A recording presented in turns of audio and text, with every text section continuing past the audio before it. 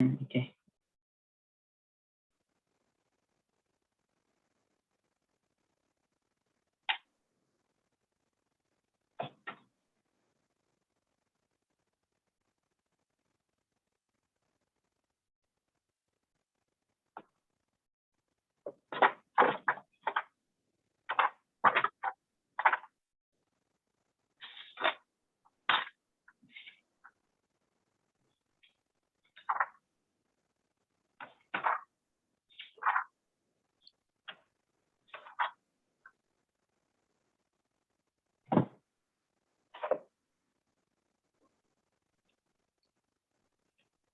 Record.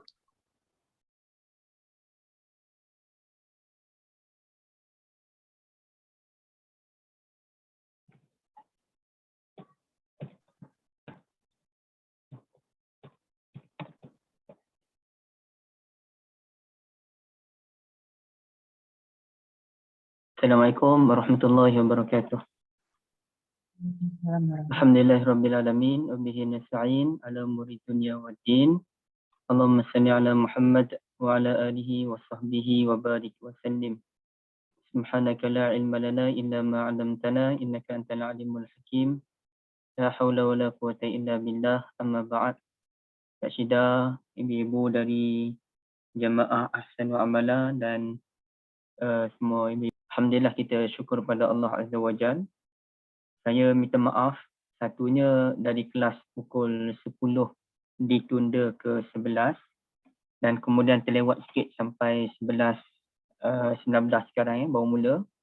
Disebabkan saya ada ke klinik tadi untuk urusan vaksin. Jadi tak apa, kita teruskan ya pengajian kita hari ini. Yang lepas kita ada bincang tentang bab marah ketika menyampaikan ilmu tu kan. Okey, hari ini kita masuk dalam kitabul ilmi lagi. Bab man a'adal hadis salasan liyufhama anhu. Ini nama bab dia ya.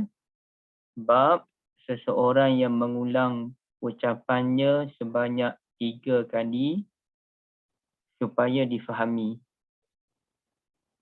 Faqal, berkata Nabi SAW, ala wa qawlu zur, hendaklah kamu menjauhi ucapan dusta. Ala wa qawlu zur, hendaklah kamu menjauhi ucapan dusta. Okey, baik. Famaza la yukarriruha, dan Nabi SAW mengulang-ulang ucapan itu berkali-kali. Wa qala Ibnu Umar radhiyallahu anhuma qala an-nabiy sallallahu alaihi wasallam hal ballaghtu, dan menurut riwayat yang lain disampaikan oleh Ibn Umar radhiyallahu anhuma, kata tanya Nabi sallallahu alaihi wasallam, hal ballaghtu, adakah saya telah menyampaikan, yakni sesuatu maklumat. Dan Nabi tanya sebanyak 3 kali. Macam kita lah, kita sebut, aku dah cerita kan? Betul ke aku dah cerita? Kita tanya beberapa kali untuk mendapatkan pengesahan. Iaitu dia panggil, ini ibu-ibu cuba perhatikan ni, ini bab kan? Ini bab. Ini hadis. Tapi hadis ini dibawakan tanpa sanad. Sanad ni lah haddatsana Abdah, haddatsana Abdul Samad, haddatsana Abdullah bin al-Musanna, itu dipanggil sanad. Cerita perawi-perawi hadis. Tapi yang ini Imam Bukhari bawa tanpa ada sanad kerana Imam Bukhari sekadar nak bawa, nak cerita je. Hadis yang sanad tu dia ada dalam bab yang lain.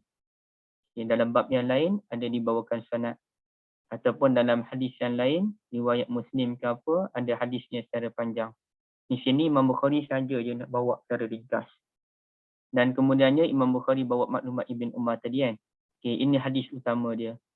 Hadis utamanya, qala al-Imam al-Bukhari haddatsana Abdah, qala haddatsana Abdul Samad, qala haddatsana Abdullah bin al-Musanna, qala haddatsana Sumamah bin Abdullah an Anas. Jadi sahabat Nabinya nama Anas bin Malik radhiyallahu anhu. Anin Nabi sallallahu alaihi wasallam, annahu kana idza sallama salasan wa idza takallama bi kalimatin a'adaha salasan. Ya. Okey. Nabi SAW idza sallama, bila bagi salam, Nabi bagi salam sebanyak 3 kali, dan apabila Nabi bercakap sesuatu perkara, Nabi ulang sebanyak 3 kali. Ya, okay. Bukanlah kita pun kena macam tu. Contohnya saya nak mula kelas ni, saya pun bagi salam 3 kali. Assalamualaikum. Assalamualaikum. Assalamualaikum. Bukan begitu. Tapi maknanya dalam keadaan, dia kena tahu keadaan lah. Kadang-kadang salam yang pertama tu orang tak dengar betul-betul lagi kan. Maka diberikan salam yang kedua supaya orang memberikan perhatian. Kadang-kadang kerana kawasan tu terlalu ramai orang, jadi salam pertama tu didengari oleh, contohnya kita datang ke satu tempat, bukan dalam majlis ya, kita datang satu tempat, orang ramai, ataupun dalam kenduri. Jumpa orang ni, Assalamualaikum. Orang sana pula kita jumpa, Assalamualaikum kan. Maknanya nak bagi benda tu jelas. Saya ingat begini, ibu sekalian ya. Biasanya orang sebut, apabila kita nak mulakan salat, ini salatul jamaah. Dalam salatul jamaah, imam biasanya akan sebut, betulkan saf, rapatkan saf. Kan? Ataupun kalau dalam bahasa Arab, istawu sufufakum, ataupun istawu wa'tadilu sebagai contoh. Baik. Tapi guru saya ada menyatakan, sebenarnya ucapan betulkan saf itu bukanlah ucapan yang mesti diucapkan setiap kali solat pun. Dia itu pandangan beliau. Saya pun kena study lagi lah. Tapi mengikut apa penjelasan beliau, sebenarnya bukanlah kita kena betulkan saf pada setiap kali solat. Takkanlah orang tak pandai lagi nak betulkan saf. Jadi betulkan saf itu sekiranya kita rasa perlu. Tapi ada masa tertentu tak perlu. Maknanya bila lepas iqamat je, Allahu Akbar, la ilaha illallah, terus takbir, Allahu Akbar. Tanpa kita perlu nak menyatakan betulkan saf dan sebagainya. Maknanya, poin yang nak sampaikan oleh beliau ialah melihat kepada situasi dan keadaan. Begitu juga dengan sunnatun Nabi SAW, sebahagiannya perlu dilihat kepada situasi dan keadaan. Ada keadaan yang mana kita kena ulang ucapan kita sebanyak berkali-kali, 3 kali sebagai contoh. Mungkin kerana yang pertama tidak didengari dengan baik, kita ulang lagi. Tapi kalau kita dah okey, tak perlulah kita nak ulang sebanyak 2-3 kali. Adakah kalau kita lihat dalam hadis Nabi SAW, contohnya khutbatul wada' ataupun sebagainya, adakah Nabi ulang sebanyak 2-3 kali khutbah tersebut? Contohnya khutbah Jumaat. Adakah bila Nabi khutbah Jumaat tu, Nabi ulang maklumat yang sama 2-3 kali? Kalau Nabi terpaksa mengulang maklumat yang sama 2-3 kali, bilalah nak habis khutbah Jumaat? Jadi akan lambatlah. Bayangkan, khutbah Jumaat ataupun khutbah raya diulang 2-3 kali, ibu-ibu sekalian. Lambatlah dan kita pun akan bosan. Jadi sebab itu kita kena faham yang Nabi diulang 2-3 kali itu bukan dalam semua keadaan. Maknanya dalam keadaan yang memerlukan. Begitu juga salam. Tak perlu kita bagi salam 2-3 kali. Kalau dah salam yang pertama pun orang dengar dengan jelas, orang dah jawab salam tersebut, maka apa tujuannya untuk kita mengulang sampai 2-3 kali kan? Sekali dah cukup. Cuma ada ketika tertentu, ada benda tu kita terpaksa ulang 2-3 kali, dan 2-3 kali pun kerana nak menarik perhatian orang, dan boleh jadi 2-3 kali itu satu secara berurutan, ataupun yang kedua bukan secara berurutan. Maknanya dalam 5 minit yang pertama kita dah sebut dah poin tersebut. Mungkin tengah-tengah ucapan tu kita ulang balik. Dan mungkin pada hujungnya kita ulang sekali lagi. supaya orang beringat. 2-3 kali dah tu dia sebut tu. Maknanya benda tu penting. Macam mana seorang ibu yang memberikan nasihat pada anak dia yang nak bekerja jauh. Jangan lupa solat, jangan tinggal solat macam mana pun. Okey, itu masa mula-mula nak turun rumah. Kemudian hantar sampai ke airport sebagai contoh ataupun nak naik bas. Nasihat sekali lagi. Ingat pesan ma tu elok-elok. Jangan tinggal solat. Apa pun solat tu. Okey, jadi dia ulang berkali-kali. Tapi dia ulang berkali-kali tu bukan ayat yang berturutan. Tapi permulaan, kemudiannya pertengahan ataupun mungkin permulaan dan kemudiannya pada hujung sekali tu ulang balik. Nak menunjukkan benda tu benda yang penting. Sebagai contoh, kalau khutbah pun dah ada ucapan ittaqullah kan. Bertakwa kepada Allah ataupun ati Allah, taatilah Allah. Ulanglah. Jadi dalam khutbah yang pertama dah disebutkan dah. Usikum wa iyaya bitaqwallah. Saya berpesan kepada diri saya dan tuan-tuan sekalian bertakwa kepada Allah. Dalam khutbah tsaniyah, khutbah yang kedua pun diulang sekali lagi. Usikum wa iyaya bitaqwallah. Saya pesan sekali lagi kepada diri saya sendiri, tuan-tuan sekalian, bertakwalah kepada Allah. Jadi itu pengulangan yang berlaku dalam 2 khutbah yang berbeza. Maka di sini kita nak faham itu dulu. Ibu-ibu sekalian ya. Jangan lepas ni kita ulang benda sama 2-3 kali. Sedangkan tak penting pun. Ataupun kita ulang tu dalam ayat yang terdekat. Sedangkan ia boleh menampakkan rencat sedikit ucapan kita kan. Ini kita sebut sebagai kaedah komunikasi. Ya, kalau dalam bahasa yang sesuai lah. Kaedah berkomunikasi antara kita dengan seseorang. Baik. Kemudiannya kalau kita lihat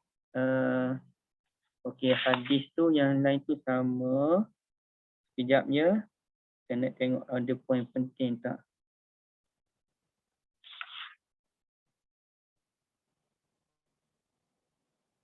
Ini dia sebut ni. Ulama-ulama dah ada menyatakan dah bahawasanya kita kalau dalam keadaan tertentu tu memang kita duduk berjalan dengan kawan kita. Kita contohnya saya jumpa dengan Kak Syida contoh kan. Pergi ke rumah, saya jumpa Kak Syida. Berdasarkan apa yang diterangkan oleh Ibn Hajar oleh Al-Ismaili. Ada seorang ulama tu namanya Al-Ismaili. Kalau kita memang nak jumpa dengan dia je atau kita nak berjalan dengan dia je, maka bagi salam sekali dah cukup. Kenapa nak bagi salam sampai 3 kali ataupun 2 kali?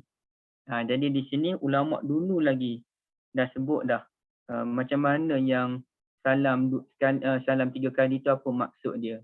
Jadi kalau kita memang nak jumpa dengan dia je, kita nak berjalan dengan dia je, salam sekali sudah mencukupi. Okey.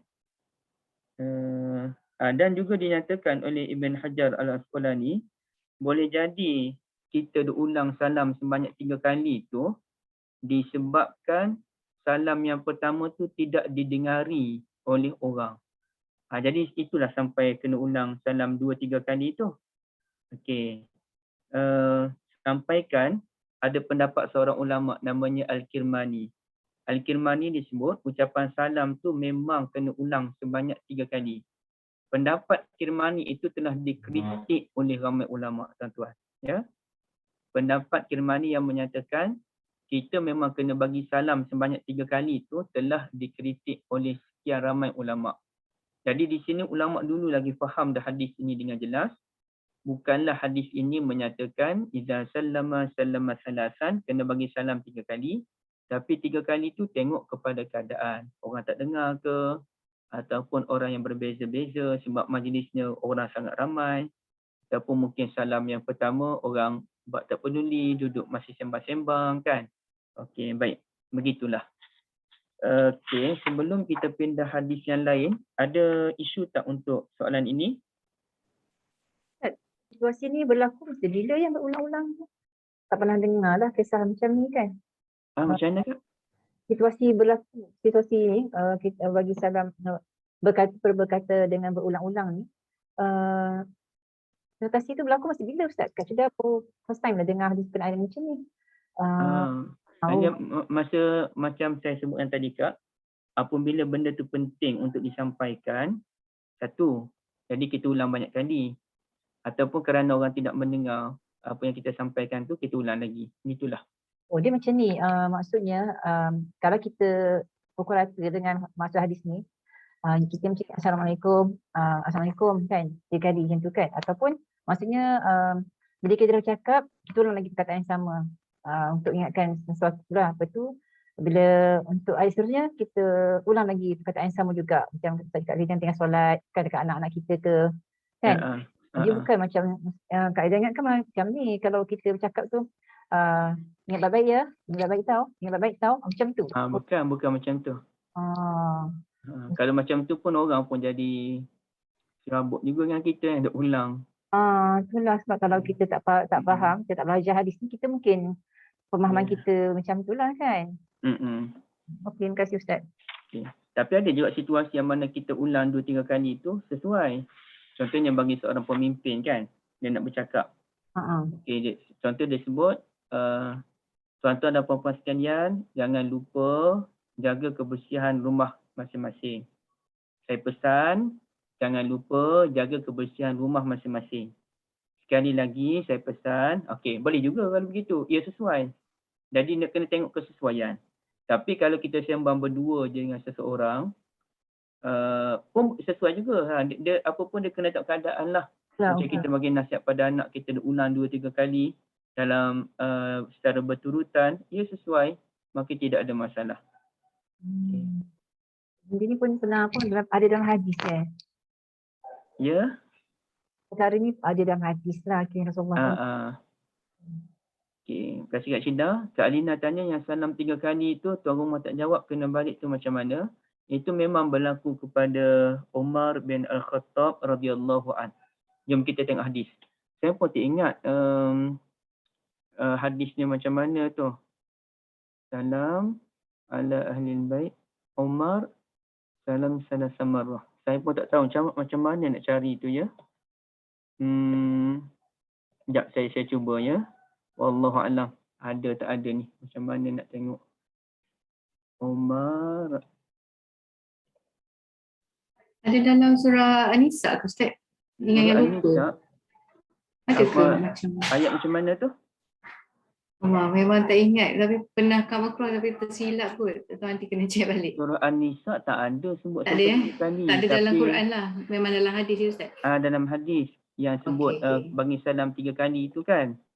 Satu kali tu orang datang ke rumah Umar bin Al-Khattab radhiyallahu an. Bagi salam 3 kali. Lepas bagi salam tu dia pun balik. Kemudian Umar cari dia. Umar tanya dia, kenapa kamu bagi salam 3 kali terus balik? Okey. Katalah, saya dengar Rasulullah yang sebut demikian. Dah bagi salam 3 kali, tuan rumah tak jawab, balik. Umar pun tak puas hati. Dia kata, saya tak pernah dengar hadis ni daripada mulut Nabi SAW. So, kerana kamu dakwa benda tu, kamu kena datangkan bukti. Kerana ada seorang sahabat Nabi yang lain pun sokong. Tapi saya tak ingat watak-watak dalam hadis tu. Seorang sahabat lain pun kata, betul, saya dengar Rasulullah sebut demikian. Maka Umar pun terima. Alhamdulillah. Tapi ceritanya, 3 kali tu perlu dilihat kepada situasi juga, ibu-ibu sekalian. Macam Umar tadi, dia nak keluar dah tapi tak sempat. Jadi, kalau macam rumah kita yang style rumah kampung yang jenis panjang kan. Macam rumah kita di Lembah Kelang ni, landed house macam tu je lah. Kecuali rumah kawasan besar kan. Tapi rumah kampung saya panjang. Kadang-kadang orang tu duduk di dapur, dia tak dengar. Kita dah panggil. Kita dah panggil kat luar, orang tak dengar. Adakah kita nak balik selepas 3 kali? Tak semestinya. Maka boleh kita pergi ke sebahagian dapur pula. Yang penting jangan mengintai. Pergi ke bahagian dapur, bagi salam lagi supaya dia dengar. Kadang-kadang kita dengar orang duduk dalam rumah sembang. Suara orang dalam rumah sampai keluar. Suara orang luar nak ke rumah, dihalang oleh angin pula, tak sampai. Jadi di sini, 3 kali itu ialah keadaan rumah Nabi dulu, rumah memang kecil. Kalau bagi salam memang confirm orang dalam rumah tu dengar suara orang kat luar. Jadi kalau 3 kali tu orang tak buka pintu, baliklah. Maknanya orang tak nak lah tu. Okey, satu benda. Dalam masa yang sama, kita pun kena pertimbang. Boleh jadi Okey, 3 kali yang didengari kata Kak Anis. Loceng pun betul Kak, ya. Okey. Jazakumullah khairan. Saya suka dengan kupasan Kak Anis tadi.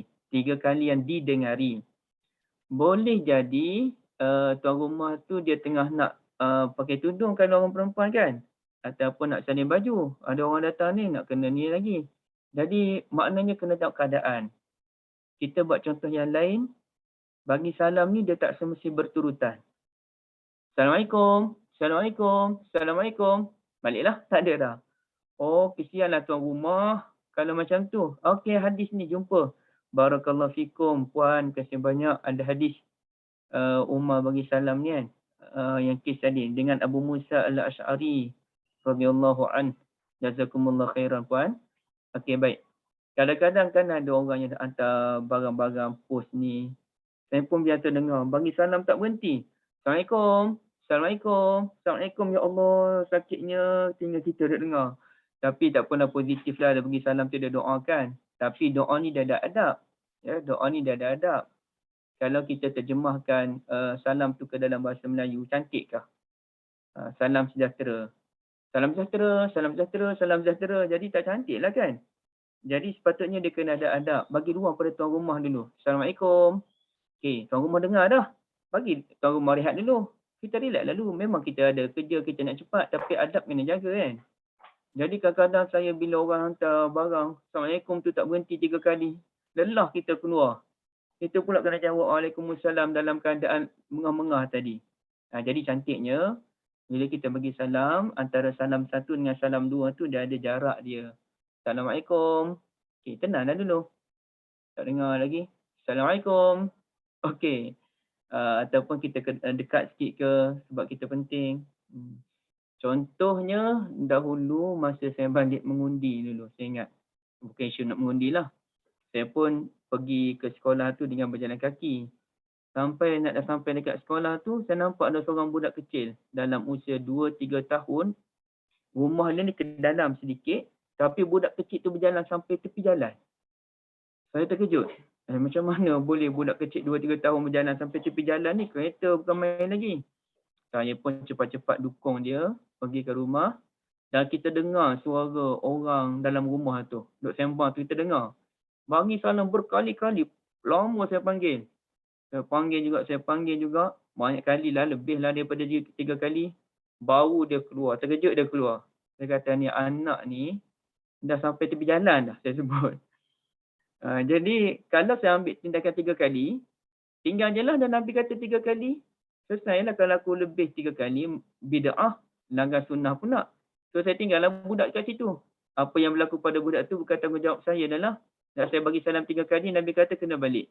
So saya amal sunnah Nabi, bagi salam 3 kali, lepas tinggal budak tu, maaf adik, pakcik kena ikut sunnah, saya balik. Macam tu. Bukan macam tu. Jadi apa yang disebutkan oleh Kak Anis tadi, satu rumusan yang bagi saya, Masya Allah, salam yang didengari sebanyak 3 kali dan ada adabnya, ada jaraknya. Bukannya kita bagi salam berturut-turutan sebanyak 3 kali kan. So, kalau loceng tu dia ada masuk dalam bab al-isti'nas. Ya, al-isti'nas, dia nak terumahkan dia ada 3 kan. Isti'nas, isti'zan, dan juga salam. Isti'zan tu minta izin kan. Assalamualaikum. Tuan rumah jawab Waalaikumsalam. Boleh ke saya nak masuk? Memang tuan rumah jemput kita pun. Tuan rumah yang jemput kita, kawan kita lah. Kawan kita jemput ke rumah. Kita pun Assalamualaikum. Waalaikumsalam. Boleh? Saya masuk? Masuk. Sila. Duduk. Buat macam rumah sendiri. Kata je buat macam rumah sendiri, kita pun ke dapur ambil air minum terus kan. Dan macam rumah sendiri, itu kawan baik lah. Itu kawan baik, boleh. Baik. Tapi yang awal sekali, asasnya ialah isti'nas. Isti'nas ni ialah melihat kepada keadaan. Saya masih ingat ada satu jemaah tabligh. Okey, saya tak anti jemaah tabligh ya. Cuma ada pendekatan 1-2 pihak je. Secara umum saya tak anti. Tapi datang ke rumah jiran saya masa duduk di rumah flat Taman Medan dulu, saya ingat. Pukul 7 datang rumah. Saya dah berdebar dah, alamak dia datang rumah aku pukul 7 ni, letih ni. Ya, pukul 7 kita kalut. Kalau nak mandi, uruskan anak, nak pergi solat maghrib.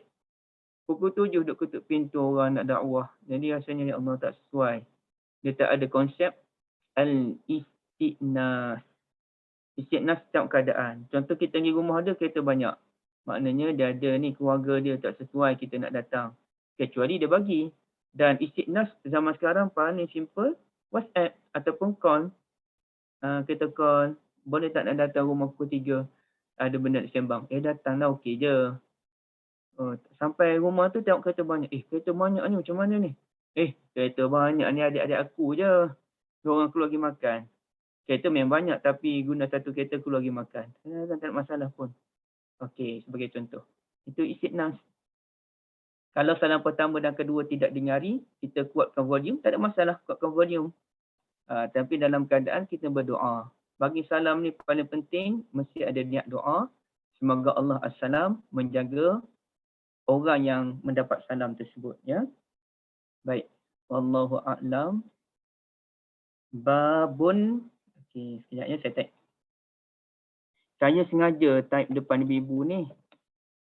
Sambil kita belajar kaedah mencari hadis tu. Walaupun mungkin kita sulit juga tapi sekurang-kurangnya kita dapat lihat. Okey, bab. Ini dalam Sahihul Bukhari. Bab ta'limir rajuli amatahu wa ahlahu. Ingat lagi tak? Ibu-ibu sekalian, saya cerita bab ni apa maksud dia. Apa maksud babun? Pintu. Pintu. Babun pintu. Ibaratnya kita masuk dalam sebuah rumah yang besar. Kalau rumah tak ada macam-macam pintu lah. Contoh rumah tak ada 5 bilik. Kita masuk pintu yang pertama, bilik yang pertama lah. Kemudian kita keluar, kita masuk pintu yang kedua pula. Okey, begitulah dengan bab. Maknanya tadi kita masuk pintu bincang tentang mengulang ucapan 3 kali. Sekarang kita dah keluar dari pintu tu, kita nak ambil udara baru, kita nak ambil satu ilmu yang baru pula. Pintu tadi dah selesai dah. Kita nak ambil ilmu yang baru pula. Namanya bab pintu mengajar seorang lelaki mengajar amah dia, hamba sahaya wanita dan juga keluarganya. Ya. Isteri pun boleh dipanggil ahlun. Dan ahlun juga boleh bermaksud keluarga. Jadi kena tengok hadis. Hadis tu dia nak cerita keluarga ke, dia nak cerita pada isteri. Contohnya kita tengok hadis ni kan. Khairukum li ahlihi. Okey. Apa maksud hadis ni? Jom kita tengok kupasan ulama. Khairukum li ahlihi wa ana khairukum li ahli. Sebaik-baik kamu ialah orang yang paling baik terhadap ahli dia dan sayalah orang yang paling baik terhadap ahli saya. Baik, apa kata komen Al-Mubarakfuri, pengarang kitab Suhfatul Ahwazi, Syarah Jami' Tirmizi. Okay, dia pun sebut khairukum li ahlihi, orang terbaik kalangan kamu, orang terbaik kalangan tuan-tuan dan puan-puan, ialah orang yang paling baik terhadap ahli dia. Maka ulama pun bahas, ahli ni apa maksudnya? Ada ulama kata ahli tu artinya ni, iyalihi wa zawi rahimah. Keluarganya dan orang yang ada kaitan dengan keluarganya seperti makcik yang terdekat lah. Makcik tu dekat kan? Termasuk mahram kita. Ataupun adik-beradik. Ataupun apa-apalah. Ada juga yang kata tak. Ahlihi ni dia merujuk khusus kepada isteri dan juga kaum kerabat. Isteri ni khusus. Kaum kerabat ni umum pula. Sepupu, dua pupu pun boleh masuk kaum kerabat. Kaum kerabat ni ejaannya qorabah. Qorabah ni artinya dekat. Keluarga yang terdekat. Ya? Keluarga terdekat tu sorry. Kena tengok balik definisi. Apakah maksud keluarga terdekat. Dua pupu tu masuk tak keluarga terdekat? Wallahualam. Baik, sepupu tu boleh masuk lagi kan. Jadi kena tengok keadaan tu. Ahli tu boleh merujuk pada apa? Ada masa isteri, ada masa pada keluarga dan lain-lain. Baik, sekarang ni seorang lelaki mengajar amah dia. Amah ni pembantu wanita ataupun helper dan juga keluarga dia. Hadis ini disampaikan oleh guru Bukhari bernama apa tu? Kak Anis. Kak Anis Arsilah. Siapa guru Ya. Bukhari? Guru Bukhari. Aduh. Aduh. Tengah buat kerja. Lama tak. Oh, tengah kerja. Sorry Kak Anis. Tak apa. Siapa ya? Soleh tu ke Ustaz? Dulu kita tanya boleh je jawab. Lama tak tanya tu lupa. Lupa Ustaz. Lupa. Okey, tak apa Kak Anis. Jangan segan sebab semua orang pun tak tahu juga tu. Okey, siapa dia? Tuan-tuan puan-puan? Kak Ain. Kak Ain. Kak Ain tak ada? Kak Ain tak ada. Ada Ustaz. Assalamualaikum. Waalaikumsalam. Okey, siapa Kak Ain? Guru Bukhari? Saya pun lupa lah Ustaz. Lupa. Ada Maaf, kaedah Ustaz. dia kan? Okay, tak apa, nanti Kak Ain dengan Kak Anis kena tengok ni macam mana kaedah nak kenal guru Bukhari. Puan Halimah. Lama tak dengar suara Puan Halimah. Puan Halimatun. Tak ada. Okey. Mungkin tengah drive tu Ustaz. Okey, tak apa. Kak Dina. Muhammad Ibn Salam. Muhammad bin Salam. Ya, awak ni lah ibu-ibu. Sebab hadis ni riwayat Bukhari. Kalau riwayat Muslim, yang awal ni lah guru Muslim. Macam tu. Kerana ini Bukhari yang bawa hadis ni, maka orang pertama ni dipanggil guru Bukhari. Muhammad bin Salam. Okey, sahabat Nabi apa namanya? Kak Dina, sahabat Nabi.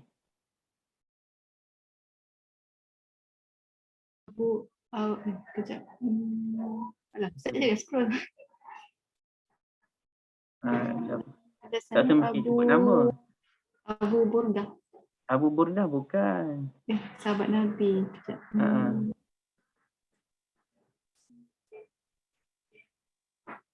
Okay. Abu Amir tu ke Burdah. Ustaz? Amir tu. Amir tu. Amir? Bukan. Ni? Bukan.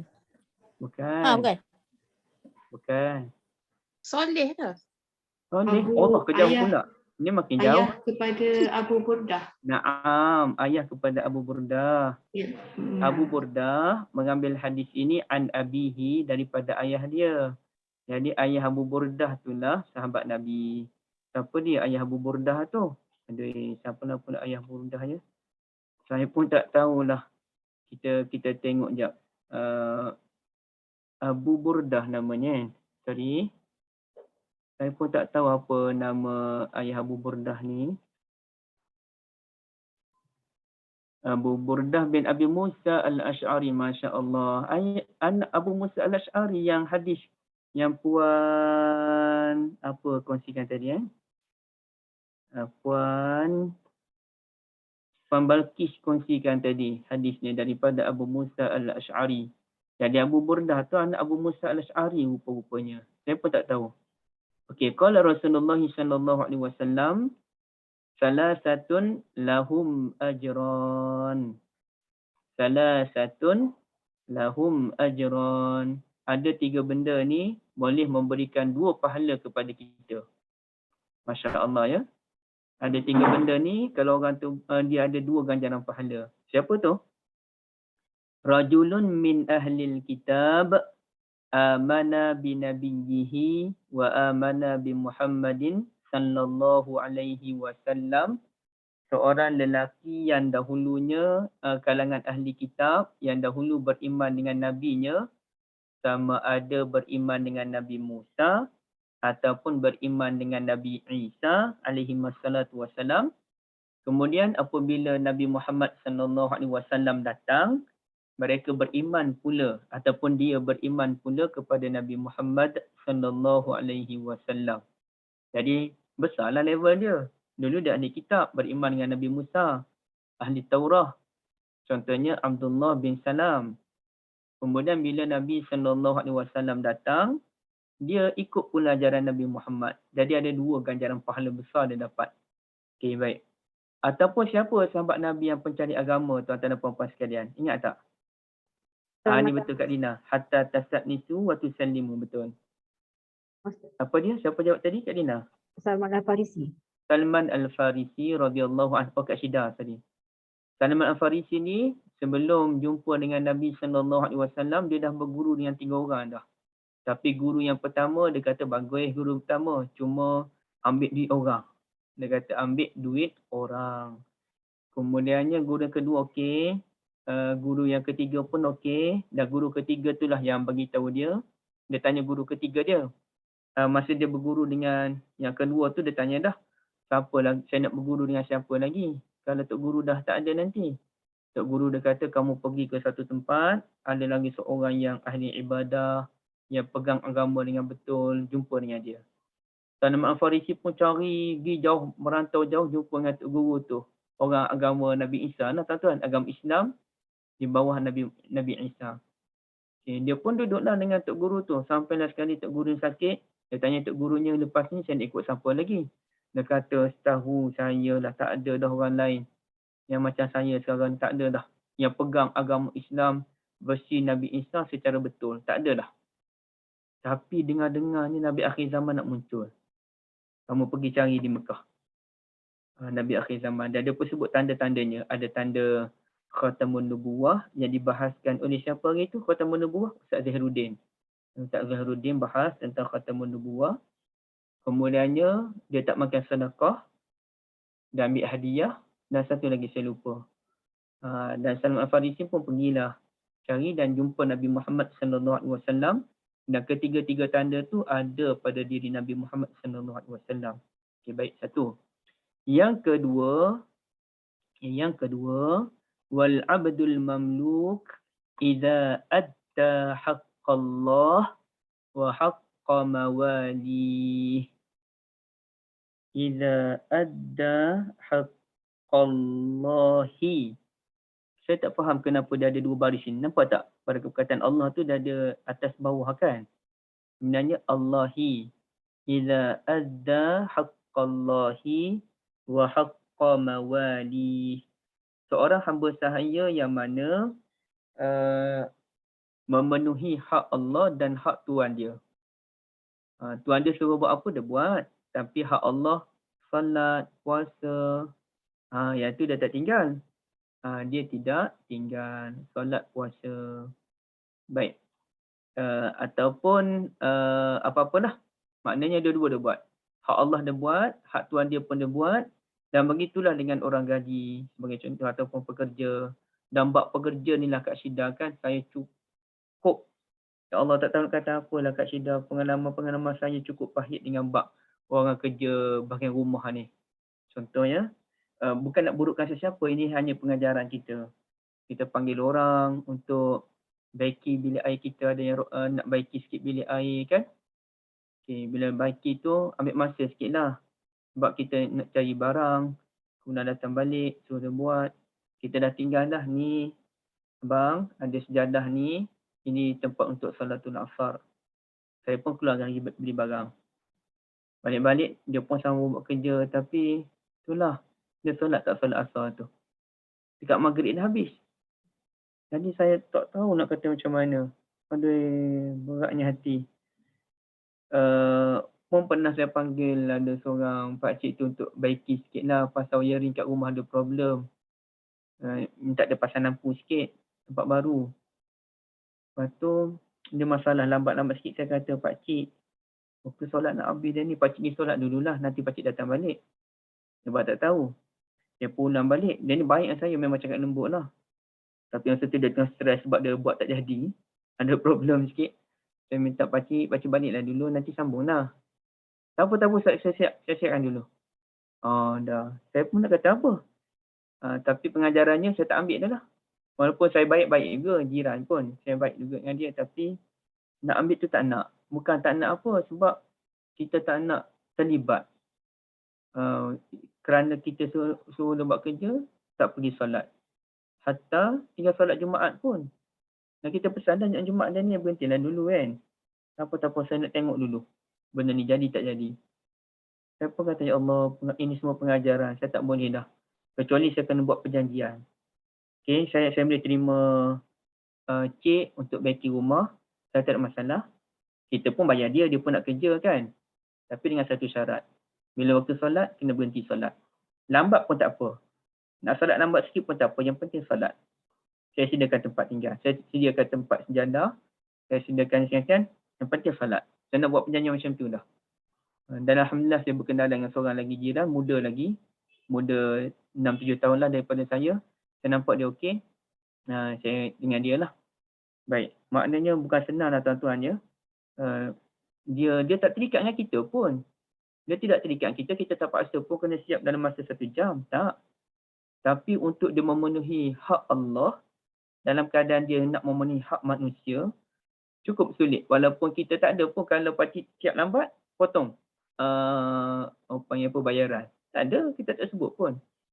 Maknanya bebas, dia bebas. Dia boleh berhenti solat. Berhenti solat pun berapa minit je. 5 minit, 10 minit. Kalau kita boleh berhenti sekejap untuk isap rokok, takkan tak boleh berhenti untuk solat. Itu benda yang lebih penting. Okay. Maknanya bukan senang lah tuan-tuan puan-puan ya. Dan hari tu saya jumpa dengan seorang pakcik lain pula. Dan bukan kita nak burukkan, kita tahu kita ada banyak kelemahan. Itu benda yang kena clear dulu tuan-tuan dan puan-puan ibu-ibu ya. Kita bukan nak burukkan sesiapa. Tapi kita nak sebut ini masalah yang perlu kita fikirkan. Dalam keadaan kita pun tahu kita sembuh-sembuh banyak kekurangan. Jadi lama pakcik tu tak datang salatul subuh. Hari tu saya ada kesempatan sembang dengan dia. Dan dia sebutlah makcik sakit sekarang ni. Dia bangun awal pagi lagi dah bangun. Dia jual nasi lemak kan. Dia cerita, saya tak tanya pun, dia cerita lah. Makcik sakit, makcik pun bangun 5.30. Dia sendiri 2.30 dah bangun. Itulah Ustaz tak dapat nak solat subuh kat surau dah ni. Sebab lepas semua selesai, dia kena sediakan tempat jualan makanan dia tu. Dan dia tunggulah orang datang. Okey. Dan dia sebut satu ayat yang mengejutkan saya. Dia kata, yalah Ustaz, kita hidup di dunia ni sekejap je. So kita kena buat lah. Maknanya hidup di dunia sekejap je, kena kerja sungguh-sungguh lah. Saya pun pelik. Saya ingatkan sepatutnya ayatnya hidup di dunia ni sekejap. So tak apalah dapat untung sikit pun, yang penting solat subuh kat surau. Saya fikirkan begitu ayatnya. Tapi dia terbalik. Hidup di dunia ni sekejap je. So tak apalah, tinggallah solat subuh jemaah tu untuk menjual. Ya, kalau kita terbangun lambat, tak apalah, itu cerita lain. Tapi kalau memang kita dah bangun awal, tempat kita pun dekat dengan surau dan masjid, maka kita tak ada pilihan. Kita kenalah jemaah di masjid atau surau, kecuali kita memang ada masalah, sakit perut dan sebagainya. Okey. Jadi maknanya suka ibu-ibu sekalian, suka. Apalagi kalau kita duduk di negara minoriti. Kita duduk negara minoriti Islam, lagi sukar untuk kita beramal dengan Islam dengan cara yang betul. Tapi nak tak nak kena buat. Walau apa cara sekalipun, walaupun terpaksa mengambil rukhsah ataupun keringanan. Wa rajulun kanat indahu amatun fa'adzabaha fa'ahsana ta'dibaha wa 'allamaha fa'ahsana ta'limaha thumma a'taqaha fatazawwajaha falahu ajran. Orang tadi yang menunaikan hak Allah dan hak tuan dia dapat 2 pahala. Dan seorang lagi, kata Nabi SAW, seorang lelaki yang memiliki seorang amah. Sekarang tak ada amah dah, walaupun kita sebut amah juga. Tapi amah ni merujuk kepada hamba, yang hamba wanita. Seorang lelaki yang memiliki seorang hamba wanita, fa'adzabaha, lalu dia pun mengajar tentang akhlak. Ya, hamba ni kan biasanya orang yang tidak berpelajaran. Jadi dia ajar tentang akhlak. Fa ahsana ta'dibaha, dia memperelokkan akhlak wanita tadi, hamba tadi. Wa 'allamaha, dia mengajar amah tadi. Fa ahsana ta'limaha, dia mengajar tu elok-elok, tak tengking-tengking, ajar dengan penuh adab sopan, ya. Summa a'taqaha, kemudian dia membebaskan hamba amah tadi. Fatazawwajaha, lalu dia mengahwini amah itu. Falahu ajran, dia dapat 2 pahala. So zaman sekarang ni tak ada dah amah. Walaupun hukum amah, hukum hamba tak pernah dihapuskan dalam Islam. Okey, tetapi tak ada dah, tak ada orang dah buat sistem perhambaan ni. Walaupun jujurnya sistem itu berjalan dalam bentuk yang lain. Di India masih lagi wujud sistem perhambaan, tapi dalam bentuk yang lain lah. Yakni sistem kasta, yang paling bawah sekali itu kan dalit ataupun paria tu kan. Itu semua jadi hamba abdi tu. Okey, baik. Ataupun hamba dalam bentuk yang lain, contohnya perdagangan seksual. Itu pun hamba juga, termasuk dalam hamba. Okey, jadi penghambaan tu tetap berlaku, cuma dalam bentuk yang lain. Dan ceritanya, Nabi SAW ni dia nak ajar kita ni buat baik kepada hamba abdi. Jangan kerana dia ni orang yang kalau kita katalah istilah dia, orang apa ya, kalau istilah baiknya orang panggan, itu istilah baik lah. Kalau kita kata istilah ni sikit, saya tak tahu sesuai tak. Orang hulu dia kata. Orang hulu ni maknanya orang duduk pedalaman curug mana ni, tak tahu adab, pengurusan hidup tak betul, ya. Okey, baik. Jadi memang maknanya orang yang tak terurus, orang tidak berilmu. Kalau dibebaskan hamba ni, tak apalah, ada hamba tu terus bebas, dia pun pening. Kalau bebas, dia nak tinggal kat mana?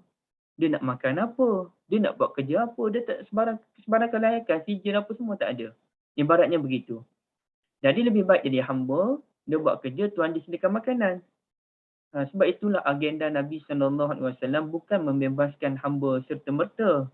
Tapi Nabi suruh didik hamba dengan baik dan sampai satu masa berikan ilmu kemahiran hidup kepada dia, ilmu bekerja pada dia, ilmu mengurus kepada dia. Dan akhirnya dia pun kata, saya dah sedia dah. Dia pun buat perjanjian untuk membebaskan diri dia. Kita pun tak apa. Saya dah ajar segala-galanya kepada awak dan saya tengok awak pun dah makin pandai, nak urus duit pun pandai, dan ada dah orang yang sudi menjadi isteri ataupun suami, alhamdulillah. Sekarang ni saya tolong urus. Nak cari rumah kat mana yang sesuai. Kita cuba bincang. Oh, siap bincang pula tempat tinggal kat mana, kahwinkan pula hamba tu dengan wanita yang lain, merdekakan dia. Itu ialah akhlak yang terbaik. Jadi agenda Nabi ialah agenda ta'dib al-amah, ta'dibul abdi. Mengadapkan hamba, wanita dan juga lelaki. Berikan mereka kemampuan untuk hidup, baru bebaskan mereka. Jangan bebaskan mereka dalam keadaan terumbang-ambing, tak tahu nak tinggal kat mana, tak tahu nak makan apa, akhir sekali jadi pengemis ataupun jadi pencuri. Iyazambillah. Jadi tapi yang paling besar sekali kata Nabi SAW, dalam keadaan kita tahu sebahagian hamba tu memang dengan minta maaf, wanita berkulit hitam, dan sedangkan orang Mekah, orang-orang yang tampan, orang yang segak, ya, orang Madinah, orang Arab lah, orang Madinah pun. Jadi siapa tu nak ambil dia sebagai isteri kalau bukan sama level juga. Mana kulit pun sama, kualiti pendidikan pun sama. Biasanya begitulah.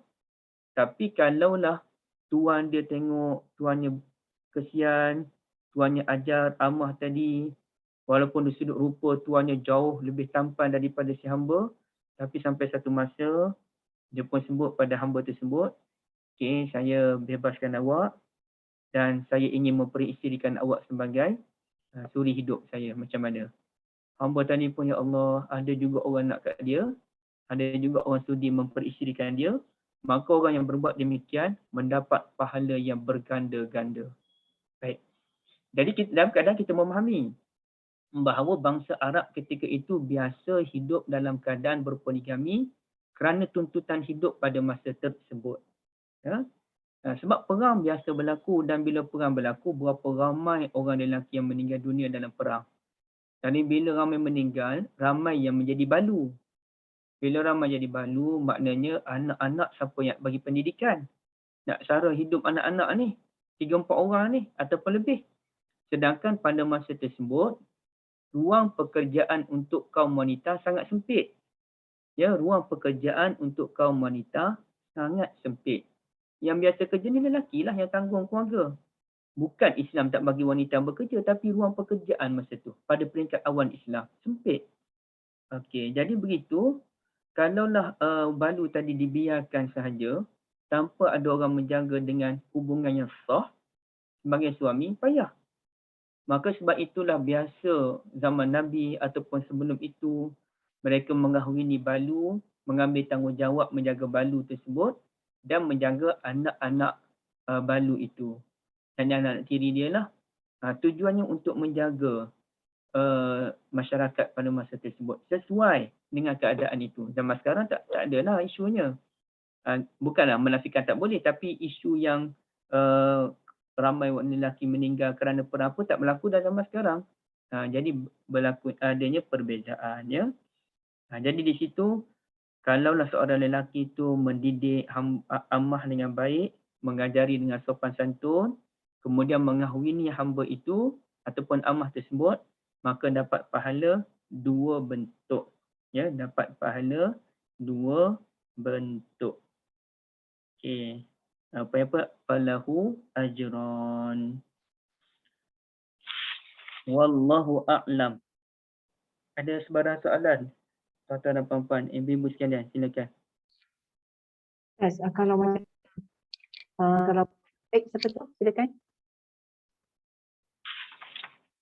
Dan soalan silakan. Ustaz, kalau pembantu rumah kita kan yang datang kita punya cleaner tu kan, kalau tak solat pun kita kena something wrong jugalah, kita tak boleh biarkan. Kita kena ajar lah, kita kena ajar. Satu lagi dia pakai pakaian yang tak sopan lah, tak tutup aurat elok-elok kan. Jadi nak kena beritahu jugalah tu Ustaz ya. Salah satu dia yang hadis yang kita belajar ni lah Ustaz ya. Betul. Siapa yang rasa dia tak mampu nak memiliki seorang pembantu rumah, didik sebagai contoh, rasanya dia tak mampu jaga dengan baik, lebih baik jangan ambil.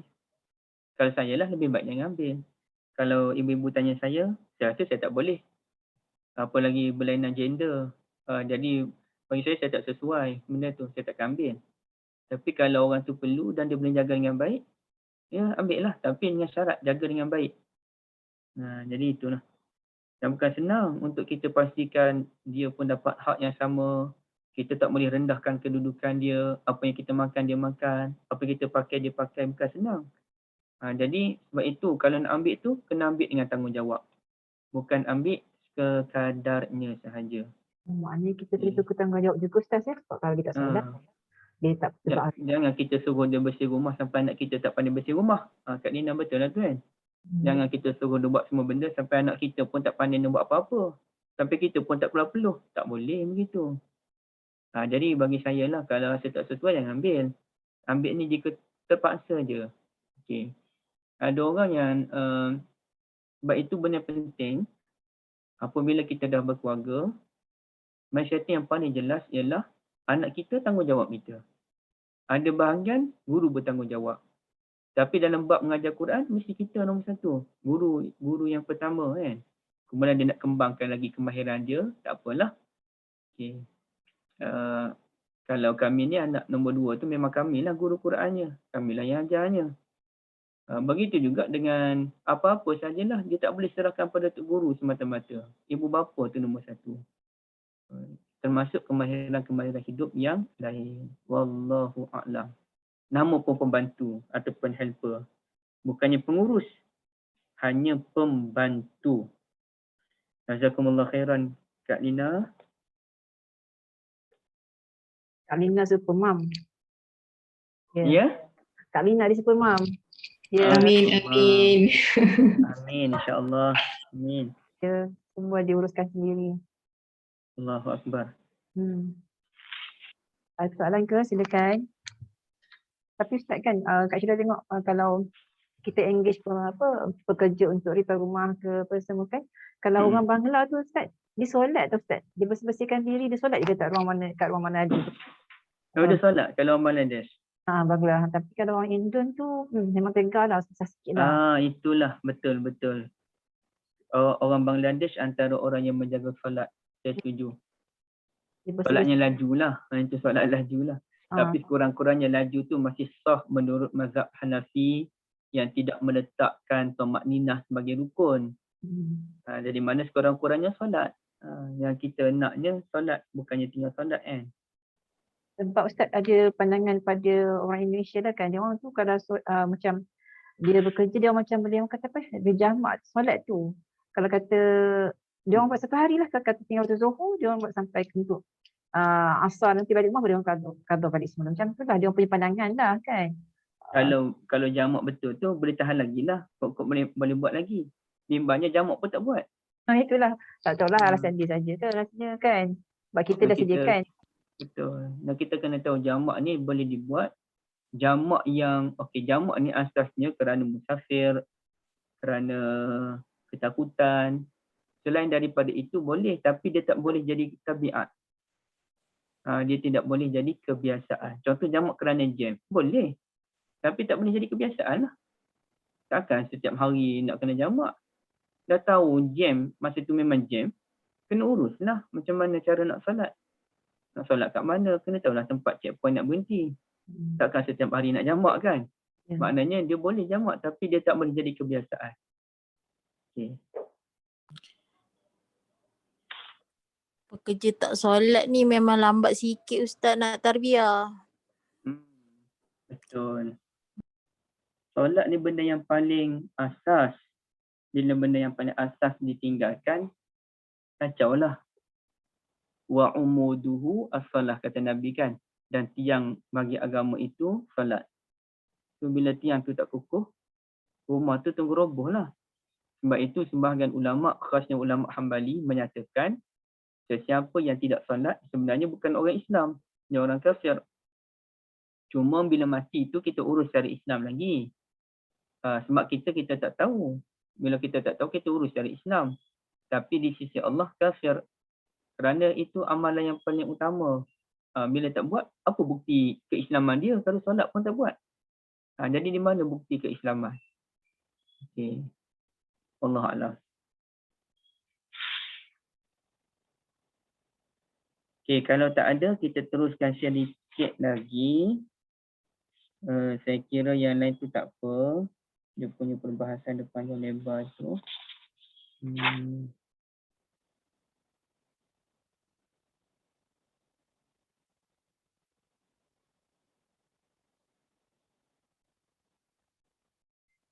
Cuba kita lihat satu hadis ni kan. Kita lihat satu hadis ni. Aslamta ala ma aslafta. Aslamta ala ma salafa min khair. Okey, apa maksud hadis ni? Kita lihat. Okey, dalam ni pun ada Syarahun Nawawi. Kata Nabi SAW, Hakim bin Hizam. Hakim bin Hizam ni radhiyallahu an, sahabat Nabi dulu masa zaman jahiliyah. Dan beliau ni anak saudara Ummuna Khadijah radhiyallahu anha. Tapi dia lambat masuk Islam. Jadi ejaannya Hakim. Ada orang eja Hakim. Beliau Hakim. 60 tahun beliau berada dalam jahiliyah lebih kurang. Dan 60 tahun lebih kurang beliau sebagai orang Islam. Umur dia panjang sikit lah. Sekitar 120 tahun. Beliau ada bertanyakan Nabi SAW. Tersebut, Ara'aita, ini soalan dia. Ara'aita umuran kuntu atahannasu biha fil jahiliyah. Halli fiha min syai'. Apa pandangan Tuan ya Rasulullah? Saya dulu masa zaman jahiliyah dulu, saya pun atahannas ataupun atahannaf. Boleh baca sa, boleh baca fa. Atahannafu biha. Dulu saya ni pun ada ibadah-ibadah yang saya buat masa zaman jahiliyah. Atahannas ni maknanya ibadah-ibadah saki-baki ajaran Nabi Ibrahim alaihi salatu wassalam. Cerita dia ada ulama kata begini, memang at-tahannus dengan sa, at-tahannas. Tapi ada ulama kata sebenarnya fa, at-tahannaf ataupun at-tahannuf. Cuma orang Arab biasa juga tukar huruf fa kepada sa. Orang Arab Mekah. Dia tukar fa pada sa. Jadi walaupun baca at-tahannasu, maksudnya at-tahannafu. At-tahannafu tu hanifan. Hanifan. Yakni saki-baki ajaran Nabi Ibrahim alaihissalam. Rasulullah dulu masa saya jahiliyah dulu, ada juga saya buat ibadat berdasarkan saki-baki ajaran Nabi Ibrahim. Saya tak dapat apa-apa ke yang saya buat dulu tu bila dah masuk Islam ni. Kata Rasulullah SAW, aslamta ala ma aslafta min khairin wa tahannus at-ta'abbud. Sebut. Aslamta ala ma aslafta min khairin. Kamu telah masuk Islam dengan membawa kebajikan yang pernah kamu lakukan dahulu. Bila kamu masuk Islam, kamu bawa sekali kebaikan-kebaikan yang kamu buat masa zaman jahiliyah dahulu. Wat tahannus at-ta'abbud. Tahannus itu kan ibadat, kata Nabi SAW. Dan ada apa komen Al-Imam An-Nawawi rahmatullahi alaih dalam bab ini? Okey. Okey, sekejap kita tengok. Panjang ni. Hadza akhir kalam Imam Maziri wa anna ma zahara fa zahaba Ibn Battal min kana zahiri anna. Okey ni.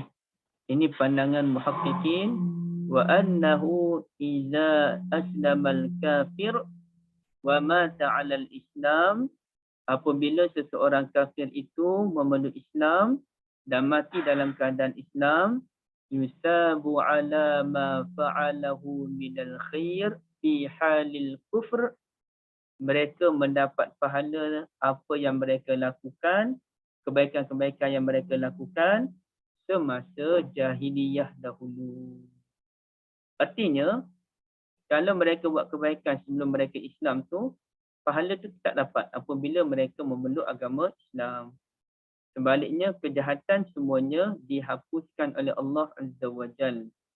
Artinya, ibu ayah dirahmati Allah, ibu sekalian. Contohlah, dia ni dulu bukan Islam kan, kemudian dia masuk Islam. Akaun dia bila masuk Islam tu bukan kosong. Akaun pahala banyak dah. Akaun dosa je kosong.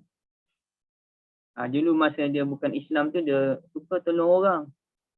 Itu tak dikira pahala, sepanjang dia kufur dia tidak dikira pahala. Tapi bila dia masuk Islam je, segala kebaikan dia tu terus auto transfer ke dalam akaun yang baru. Maka banyaklah pahala dia. Alhamdulillah, syukur kepada Allah Azza wa Jal. Okay, baik. Disebut min sadaqatin, sama ada sadaqah, atau ataqati abidin, membebaskan hamba, silaturrahim, silaturrahim. Semuanya itu akan memberikan pahala kepada dia. Alhamdulillah. Kerana apa? Kerana Allah dalam bab pahala ni Allah nak bagi. Dalam bab dosa Allah tak nak bagi. Itu Allah, ya. Dalam bab pahala seboleh mungkin Allah nak bagi sebanyak-banyaknya. Tapi dalam bab dosa seboleh mungkin Allah tak nak bagi. Tapi dah buat kena bagilah. Itu keadilan Allah Azza wa Jalla. Jadi itu cerita dia, ya. Okey. Itu sebagai tambahan hadis berkait dengan cerita orang yang dulu dia pegang agama Yahudi kemudian dia masuk Islam. So segala amalan di zaman Yahudi dulu macam mana? Ya, dikira pahala di sisi Allah Azza wa Jalla. Baik. Ibu-ibu, kita ada masa sikit lagi. Saya nak masuk hadis yang baru pun takut terlajak. Ada soalan tak dulu? Ustaz, Yahudi je ke? Musyrikun semua macam mana? Mana-mana dikira. Cuma yang kalau dia agama Samawi, kalau dia agama Nabi Musa, agama Nabi Isa, dia dapat pahala level lain sikit lah berbanding dengan orang Buddha, Hindu. Sebab yang tadi mereka memang ada amalan yang sesuai dengan agama Samawi. Tapi kalau dia penganut agama Hindu, dulu dah ada buat baik, dia suka tolong orang. Ibadat tu memang tak diterima lah. Tapi tolong orang ke, dia hormat jiran tetangga. Jadi pahala-pahala tu dikekalkan dalam akaun dia.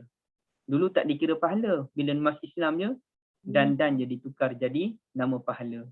Jadi nama dia punya skim tu bertukar. Skim pahala. Asalnya dia tak ada apa pun. Okay. Oh, jadi tu yang sebab kalau suami isteri tu dia masuk Islam, dia tak perlu perbarui dia orang punya perkahwinan kan? Perkahwinan tu. Setahu saya ada khilaf ulama dalam bab ini. Dia kena perbaharui ataupun tidak perkahwinan mereka. Dalam mazhab Syafi'i saya tak pasti. Tak perlu perbaharui Kak?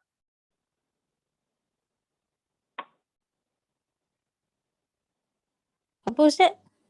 Dalam mazhab yang Kak tahu tu mengikut mazhab kita lah Kak ketentuan Jabatan Agama Okey, tu tak perlu faham. kena Ada mengikut. hilaf lah, ada hilaf lah.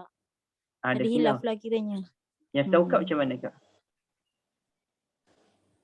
Itulah yang saya tahu macam tu lah. Tak perlu perbaharui Mungkin tak perlu. itu mazhab Syafi'i tak perlu kot, siapa tak tahu.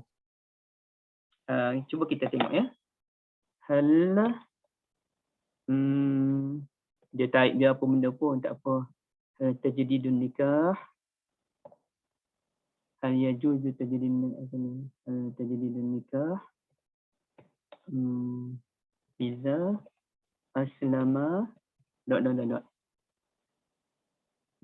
Man aslama minal kuffar irtadda tazawwaja summa aslama az-zawj qablaha okey, ini pun boleh dikira juga. Tahrir masalah tajdidakan nikah inda irtidad ahad az-zawjain.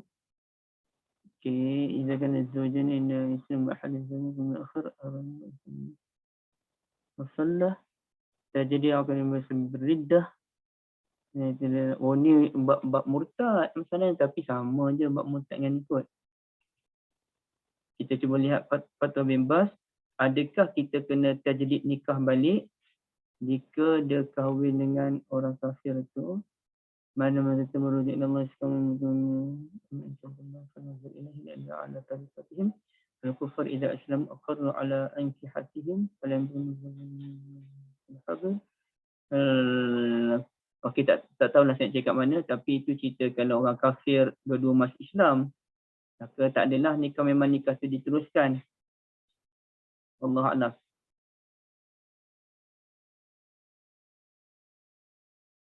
Okey, ada soalan lain tak? Ustaz, nak tanya soalan luar sikit pada perbincangan kita boleh? Boleh.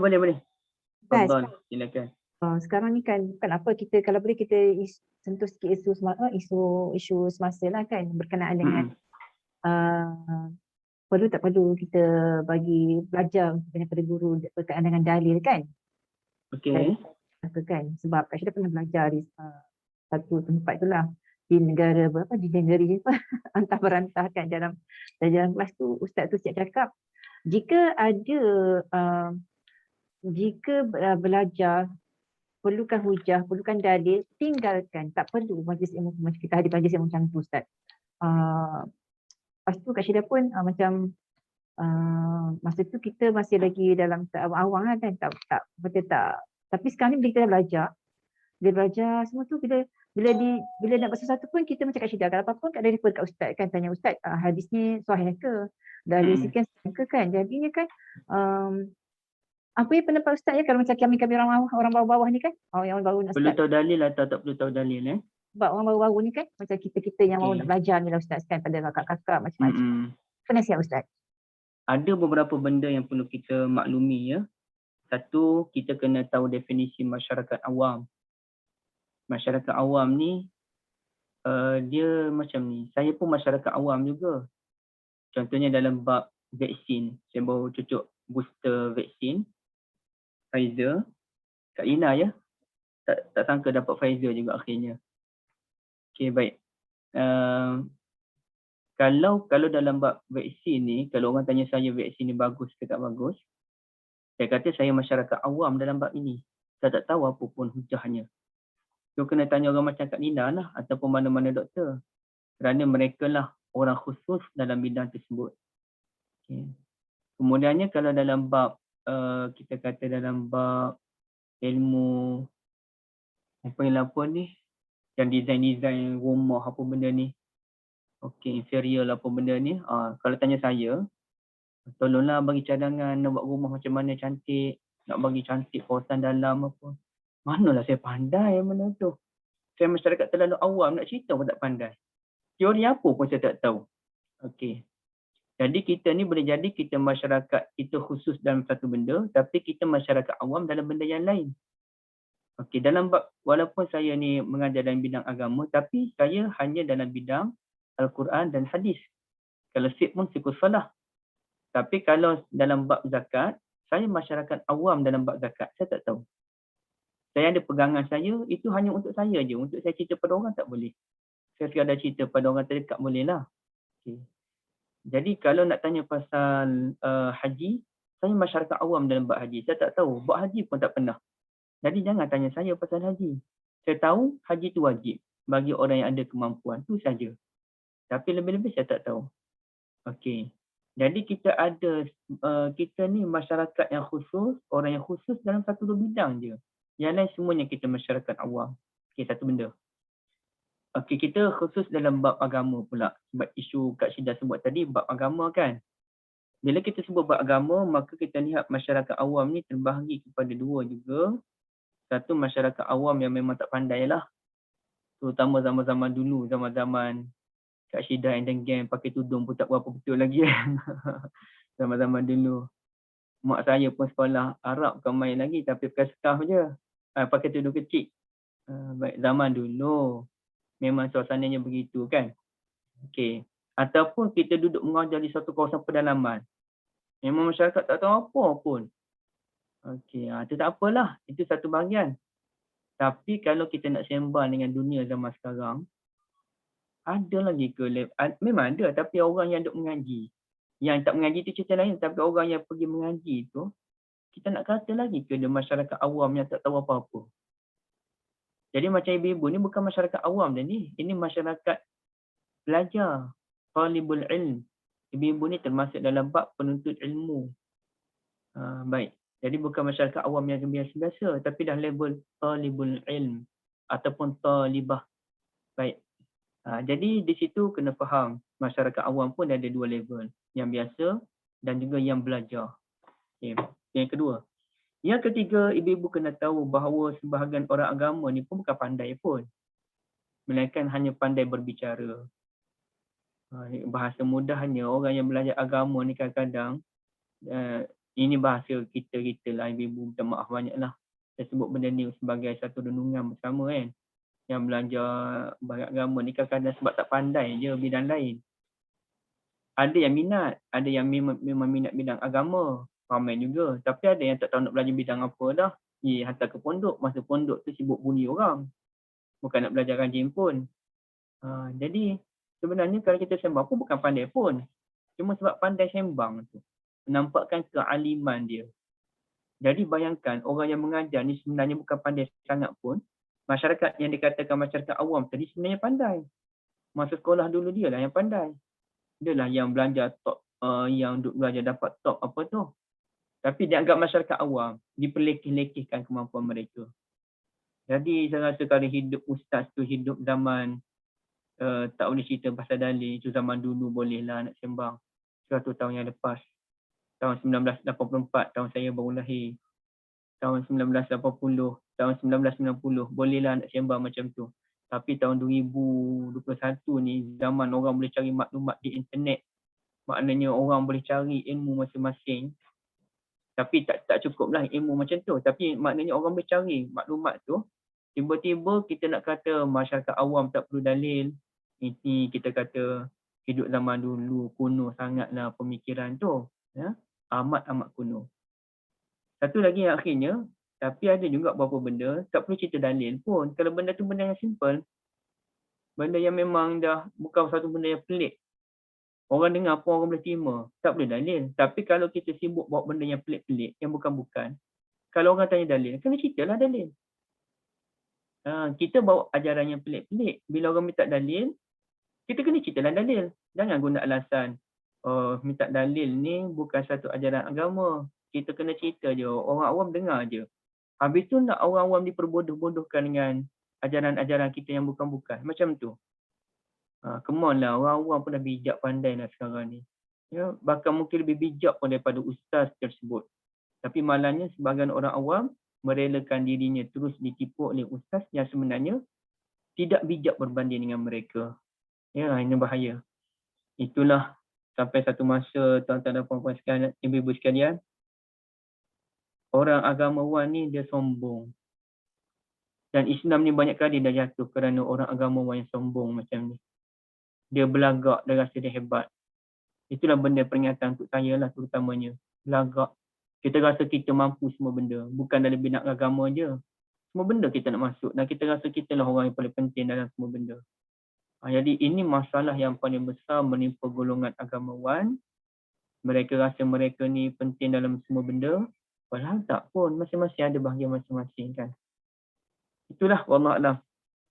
Saya tengok ni memang sejarah menunjukkan agamawan lah yang merosakkan agama. Saya tak tahulah. Kenapa Ustaz bila kita dah belajar macam kan, macam kita belajar daripada agama, kita pun tak ada basic agama, tapi kita dah belajar masa tempoh 10 tahun tu ada peningkatan ilmu kita lah kan. Jadinya kita meningkat ilmu, peningkatan ilmu kepada kita.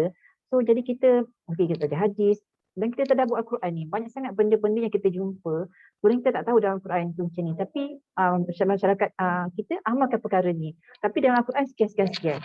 Itu yang bila kita tadabbur tu peningkatan ilmu kita tu lebih ke depan sikit lah kan, sikit tak banyak lah kan. Tapi bila rasa kalau kata kita nak tahunya hujah ke dalil ke, tak ada rasa itu macam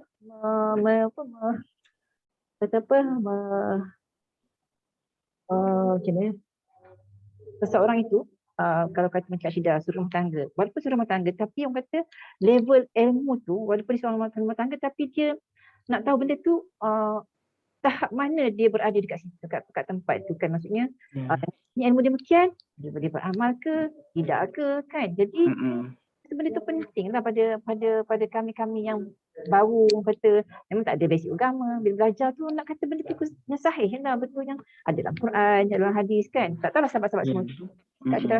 Betul sokong. Sebab confuse jugalah bila ada pendapat mengatakan tak bertanya dah, itu macam sedih lah sebab kita apa-apa nak beramal ibadah pun dekat Syidah. Kita ada grup khas kan kita bertanya pada Ustaz Zuhairi, kita bertanya pada Ustaz Endang. Jadi kita lebih terarah untuk beribadah. Kita lebih selamat rasa benda ni sekian-sekian kita rasa macam betul tak terombang-ambing lah kita melakukan satu-satu ibadah tu. Tak tahu lah sebab-sebab kan kat Syidah dalam urusan dunia pun kita nak tahu benda yang betul. Kalau kita nak buat satu benda betul macam Kak Liza nak buat kek. Kalau Kak Liza tak belajar, tak ada sugatan yang betul, maknanya tak ada hadis benda tu. Macam tu lah kita belajar agama. Ya. Kita masuk kat Syidah tu lah yang nak bertanyakan betul tak betul Ustaz? Okey tak okey Ustaz kan? Maksudnya kita nak melakukan sesuatu tu orang kata nak bimbingan para ustaz lah kan. Bukan setakat orang kata amal ibadah tu tak sembrono ikut je kan. Sebab kita dulu mungkin mak zaman mak kita boleh buat macam tu lah. Sebab mak kita tak kurang pendedahan pada majlis ilmu. Dekat kampung tu 11 kali je boleh datang untuk guru yang mengajar. Untuk guru datang mengajar tu pun wife dia tak tutup kepala, anak dia pergi sekolah pakai skirt pendek semua kan. Jadi macam pendedahan tu itu yang dibawa sampai ketua sampai meninggal mak Syidah. Maksudnya kan tak ada, dan dia tak sampaikan, dia sampaikan ilmu tu yang tak kata tak betul lah kan. Tapi bila kita dah belajar, kita makin tua ni, kita pun Allah izinkan kita untuk menjunjung ilmu sekian. Jadi kita dapat dulu ni orang amal macam ni, benda ni tak, bukanlah, tapi kita minta Allah mudah-mudahan Allah ampunkan dosa-dosa mereka yang telah lalu lah kan, yang amalkan benda-benda yang tak betul lah kan.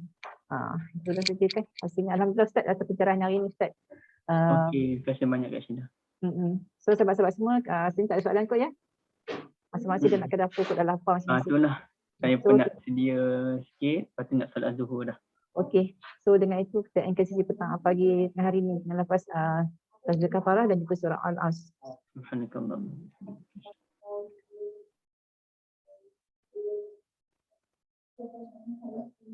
Ustaz dah